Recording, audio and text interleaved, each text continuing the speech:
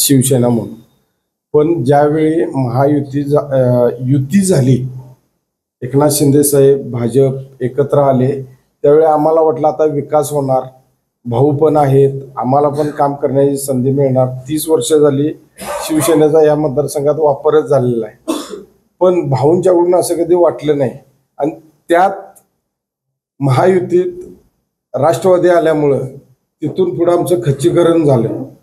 आज काही कामं आम्ही वरच्या साहेबांच्याकडून करून घ्यायचे म्हटलं, थोडाफार तरी जो निधी पाहिजे होता तो पण आमदारांच्याकडून ह्या आडकाठी आली. तसंच कुठल्या शासकीय कमिटीवर जे शिवसेनेच्या वाट्याला जे काही जागा होत्या त्यात सुद्धा खासदार संजय मंडलिक त्यावेळचे त्यांचे मेव्हणे त्यांना धरून आम्हाला इथं शिवसेनेचं खच्चीकरणच केलं.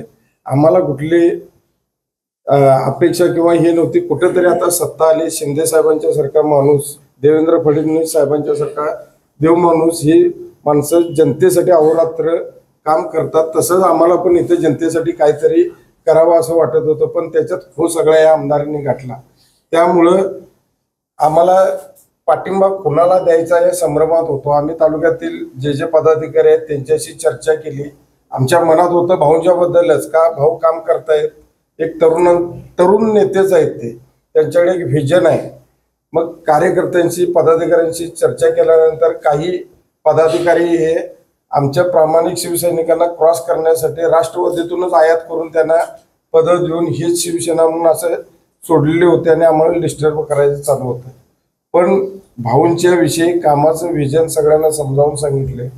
सगळ्यांनी म्हणाले आता या महायुतीमध्ये आम्ही महाविकास आघाडीच्या तर विरोधात आहोत, आमच्यासमोर पर्याय दोनच, एकाच नाण्याच्या दोन बाजू.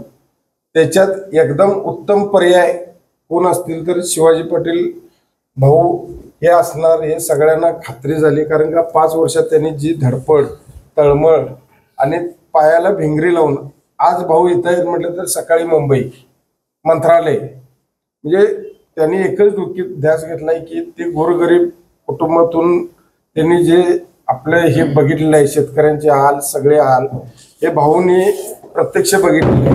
पण विद्यमान जे आमदार, जे काही उमेदवार जे आहेत हे शहरात राहणार, त्यांना तुमच्या आमच्या प्रश्नांची जाण नाही. आता हे प्रमुख जर उमेदवार बघितले तर त्यात गोरगरीब जनतेची काय हाल होतात आणि त्यांच्या काय अपेक्षा आहेत, त्यांच्यासाठी काय करायला पाहिजे हे भाऊंना माहिती आहे. त्यामुळे भाऊ गेली 5 वर्ष धडपडत आहेत आणि त्यांचं जे विजन तरुणांच्यासाठी आहे किंवा शेतकरी गोरगरीब यांच्यासाठी जे विजन घेऊन निघाले, रोजगार निर्मिती असेल, माता भगिनी असतील त्यांच्यासाठी, मुली आपल्या शैक्षणिक ही आज इतकी वर्ष आमदार झाले. आपल्या या चंदगड मतदारसंघ हा मागासच म्हणून कोल्हापूरला बघितला जातो, पण सगळ्यात आर्थिक नैसर्गिक संपन्न आपला मतदारसंघ आहे.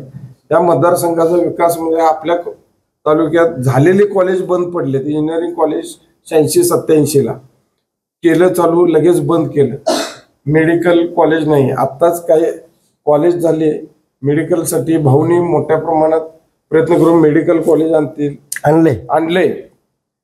जागा पण इंडस्ट्रीजसाठी त्यांनी बघून घेतले, बोललो नाही का, सुरुवात करायची. शाळा आणले, सगळं आणले. म्हणजे भाऊंना या जनतेसाठी काहीतरी करायचं आहे. या आमदारांच्याकडून तसं झालेलंच नाही. कुठलं रस्ते, लाईट, पाणी 1600 कोटी एवढंच, या गावाला एवढं दिलं.